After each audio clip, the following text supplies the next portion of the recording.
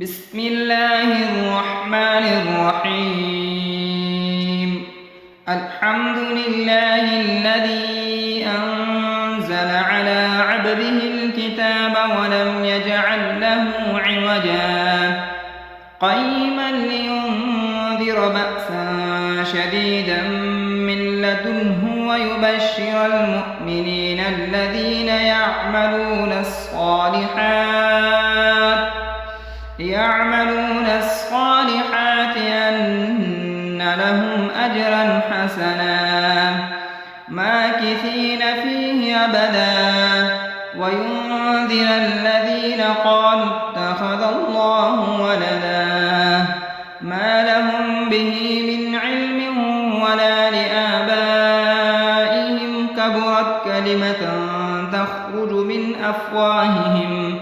إن يقولون إلا كذبا فلعلك باخع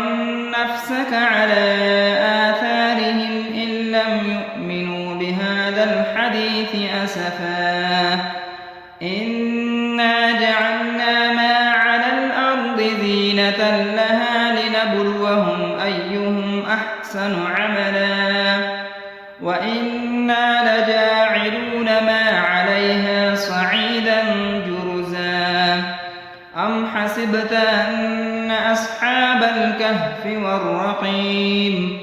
كانوا من آياتنا عجبا إذ أوى الفتية إلى الكهف فقالوا ربنا آتنا من لدنك رحمة وهيئ لنا من أمرنا رشدا فضربنا على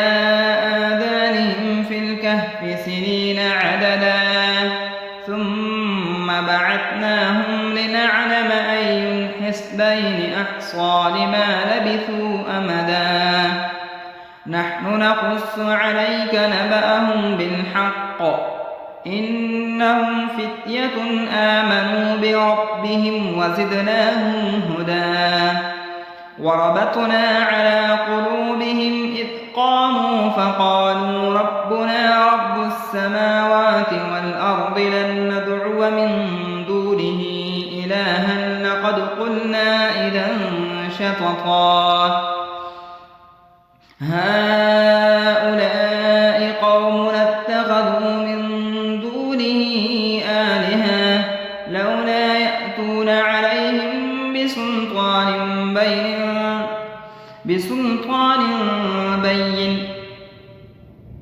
فمن أظلم ممن افترى على الله كذبا وإذ اعتزلتموهم وما يعبدون إلا الله فأووا إلى الكهف ينشر لكم ربكم من رحمته ويهيئ لكم من أمركم مرفقا وترى الشمس إذا طلعت تزاور عن كهفهم ذات اليمين وإذا غربت تقرضهم ذات الشمال وهم في فجوة منه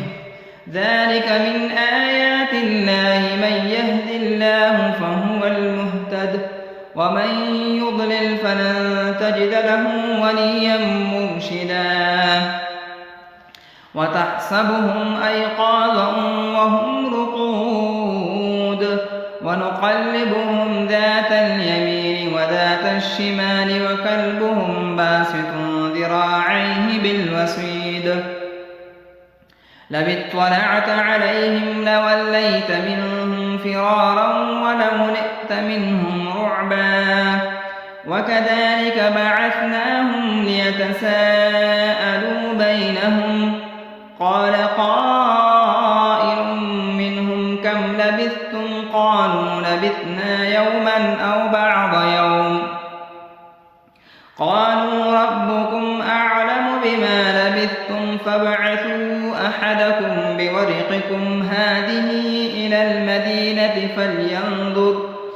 فلينظر أيها أزكى طعاما فليأتكم برزق منه وليتلطف ولا يشعرن بكم أحدا إنهم إن يظهروا عليكم يرجموكم أو يعيدوكم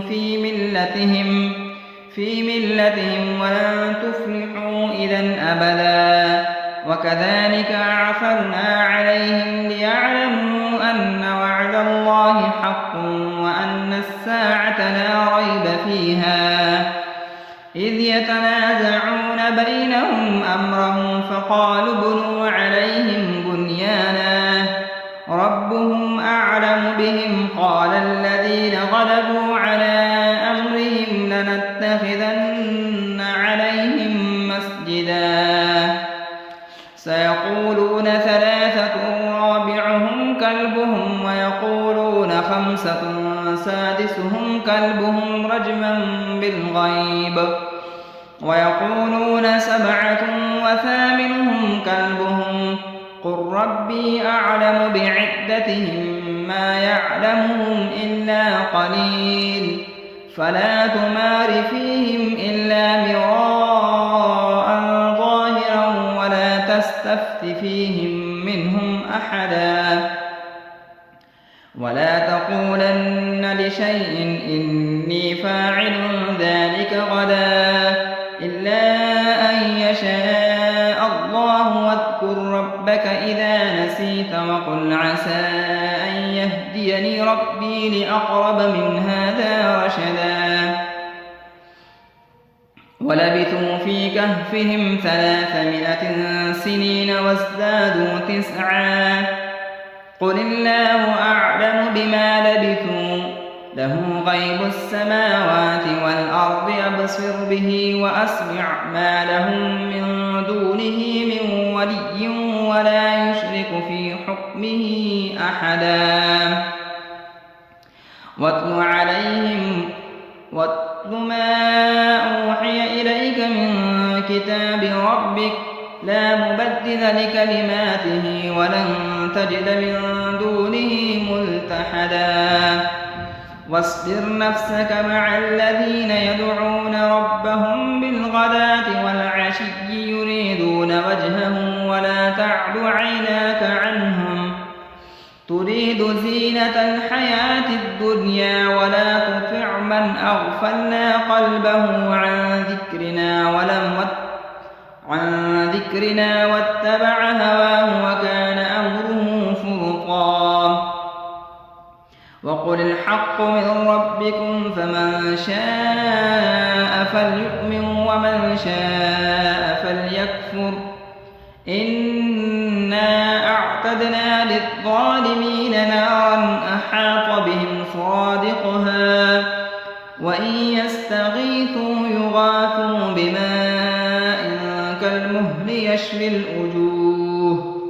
بئس الشراب وساءت مرتفقا. إن الذين آمنوا وعملوا الصالحات إنا لا نضيع أجر من أحسن عملا أولئك لهم جنات عدن تجري من تحتهم الأنهار يحلون فيها من أساور من ذهب ويلبسون ثيابا خضرا من سندس واستبرق متكئين فيها على الأرائك نعم الثواب وحسنت مرتفقا. واضرب لهم مثلا رجلين جعلنا لأحدهما جنتين من أعناب وحففناهما بنخل وجعلنا بينهم زرعا كلتا الجنتين آتت أكلها ولم تظلم منه شيئا وفجرنا خلالهما نهرا وكان له ثمر فقال لصاحبه وهو يحاوره أنا أكثر منك مالا وأعز نفرا ودخل جنته وهو ظالم لنفسه قال ما أظن أن تبيد هذه أبدا وما أظن الساعة قائمة ولئن رددت إلى ربي لأجدن خيرا منها منقلبا. قال له صاحبه وهو يحاوره أكفرت بالذي خلقك من تراب ثم من نطفة ثم سواك رجلا لكن هو الله ربي ولا أشرك بربي أحدا.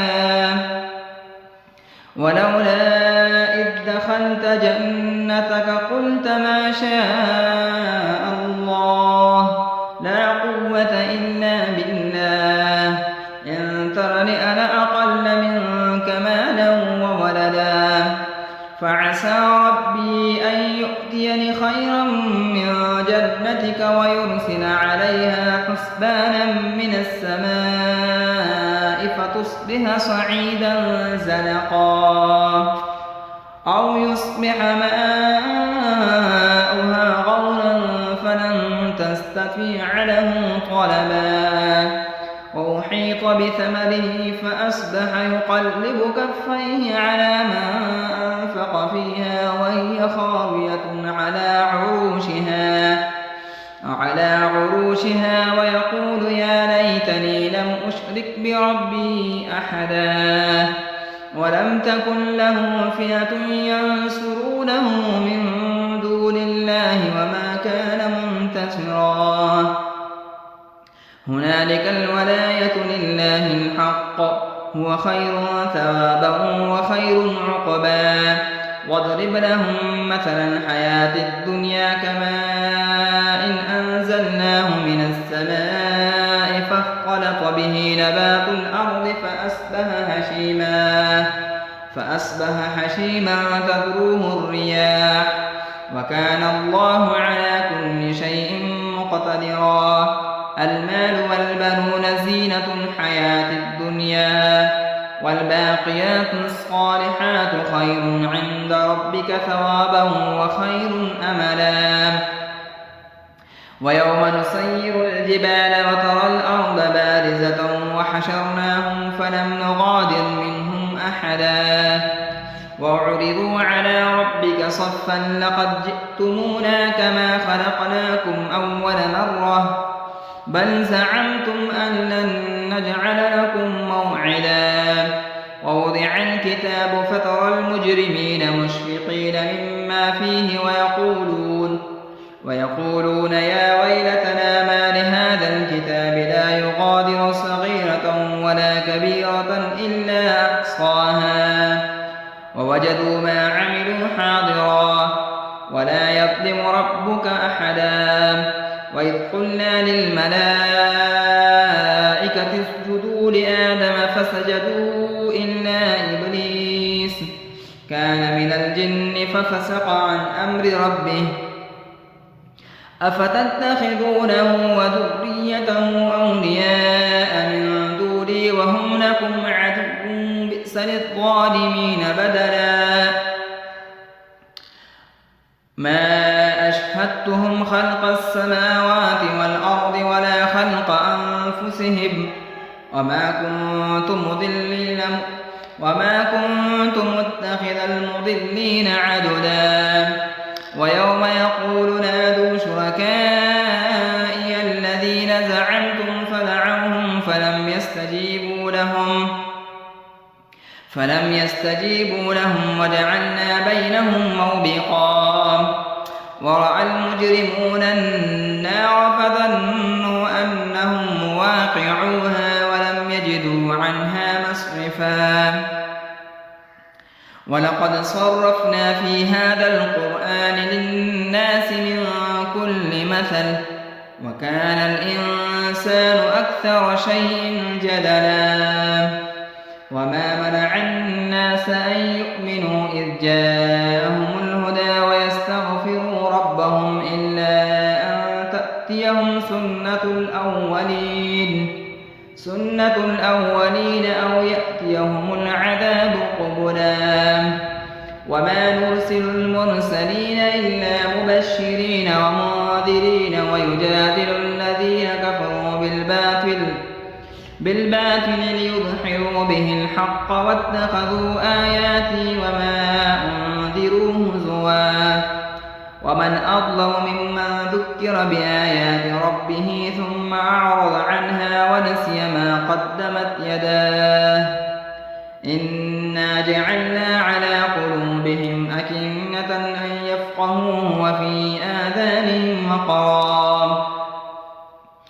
وإن تدعهم إلى الهدى فلن يهتدوا إذًا أبدا وربك الغفور ذو الرحمة لو يؤاخذهم بما كسبوا لعجل لهم العذاب بل لهم موعد لن يجدوا من دونه موئلا وتلك القرى أهلكناهم لما ظلموا وجعلنا لمهلكهم موعدا وإذ قال موسى لفتاه لا أبرح حتى أبلغ مجمع البحرين أو أمضي حقبا فلما بلغ مجمع بينهما نسي حوتهما فاتخذ سبيله في البحر سربا فلما جاوز قال لفتاه آتنا غداءنا لقد لقينا من سفرنا هذا نصبا قال أرأيت إذ أوينا إلى الصخرة فإني نسيت الحوت وما أنسانيه إلا الشيطان أن أذكر واتخذ سبيله في البحر عجبا قال ذلك ما كنا نبغي فارتد على آثارهما قصصا فوجد عبدا من عبادنا آتيناه رحمة من عندنا وعلمناه من لدنا علما قال له موسى هل أتبعك على أن تعلمني مما علمت رشدا قال إنك لن تستطيع معي صبرا وكيف تصبر على ما لم تحط به خبرا قال ستجدني إن شاء الله صابرا ولا أعصي لك أمرا قال فإن اتبعتني فلا تسألني عن شيء حتى أحدث لك منه ذكرا فانطلقا حتى إذا ركبا في السفينة خرقها قال أخرقتها لتغرق أهلها لقد جئت شيئا إمرا قال ألم أقل إنك لن تستطيع معي صبرا قال لا تؤاخذني بما نسيت ولا ترهقني من أمري عسرا فانطلقا حتى إذا لقي غلاما فقتله قال أقتلت نفسا زكية بغير نفس لقد جئت شيئا نكرا قال ألم أقل إنك لن تستطيع معي صبرا قال إن سألتك عن شيء بعدها فلا تصاحبني قد بلغت من لدني عذرا فانطلقا حتى إذا أتيا أهل قرية استطعما أهلها فأبوا أن يضيفوهما فوجد فيها جدارا يريد أن ينقض فأقامه قال لو شئت لاتخذت عليه أجرا قال هذا فراق بيني وبينك سأنبئك بتأويل ما لم تستطع عليه صبرا أما السفينة فكانت لمساكين يعملون في البحر فأردت أن أعيبها وكان وراءهم ملك يأخذ كل سفينة غصبا وأما الغلام فكان أبواه مؤمنين فخشينا أن يرهقهما طغيانا وكفرا فأردنا أن يبدلهما ربهما خيرا منه زكاة وأقرب رحما وأما الجدار فكان لغلامين يتيمين في المدينة وكان تحته كنز لهما وكان أبوهما صالحا فأراد ربك أن يبلغا أشدهما أشدهما ويستخرجا كنزهما رحمة من ربك وما فعلته عن أمري ذلك تأويل ما لم تسطع عليه صبرا ويسألونك عن ذي القرنين قل سأتلو عليكم منه ذكرا إنا مكنا له في الأرض وآتيناه من كل شيء سببا فأتبع سببا حتى إذا بلغ مغرب الشمس وجدها تغرب في عين حمئة وجد عندها قوما قلنا يا ذا القرنين إما أن تعذب وإما أن تتخذ فيهم حسنا قال أما من ظلم فسوف نعذبه ثم يرد إلى ربه فيعذبه عذابا نكرا وأما من آمن وعمل صالحا فله جزاء الحسنى وسنقول له من أمرنا يسرا ثم أتبع سببا حتى إذا بلغ مطلع الشمس وجدها تطلع على قوم لم نجعل لهم من دونها سترا كذلك وقد أحطنا بما لديه خبرا ثم أتبع سببا حتى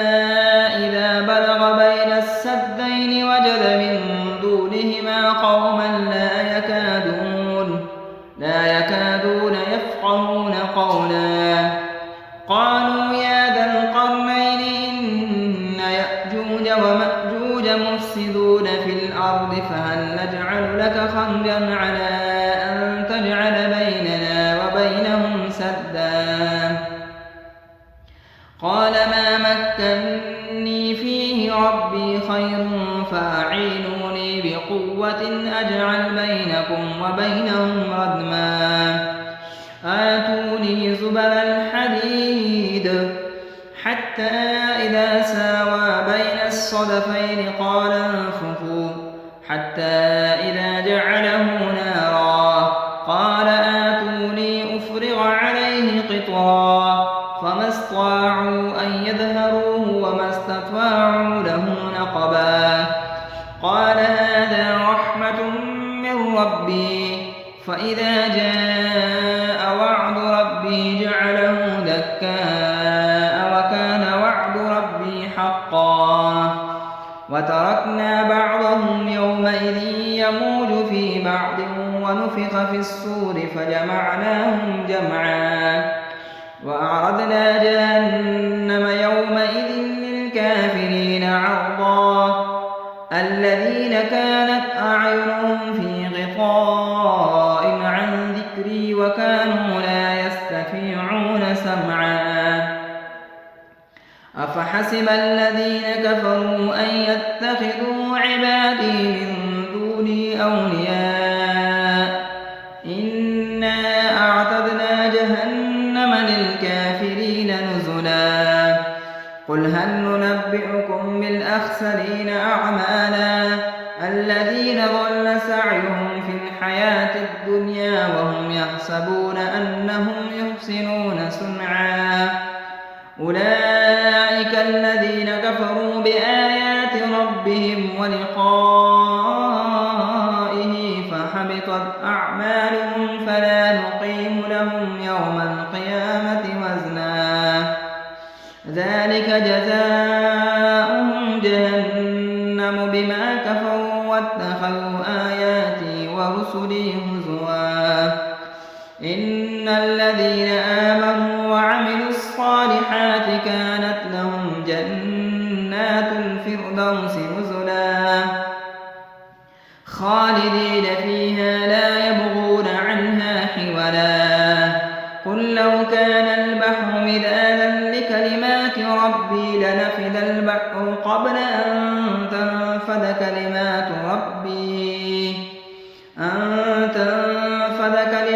ربي ولو جئنا بمثله مددا إنما أنا بشر مثلكم يوحى إلي أنما إلهكم إله واحد فمن كان يرجو لقاء ربه فليعمل عملا صالحا ولا يشرك بعبادة ربه أحدا